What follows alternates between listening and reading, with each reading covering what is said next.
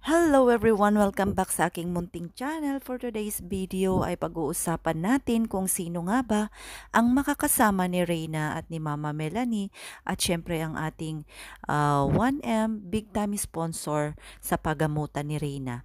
Naging usap-usapan o maugong na usap-usapan na may mga sasama nga daw kay Reyna sa kanyang pagamutan na hanggang ngayon ay nananatili na hindi po natin alam o confirm na sila nga ba ay sasama kay Mama Melanie.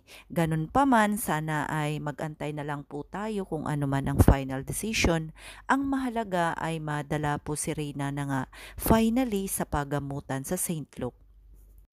Kaya naman, let's hope for the best para sa ating dalaga at we wish her good luck sa lahat ng kanyang tatahakin sa mga susunod na kabanata, lalo na ang kanyang pagamutan.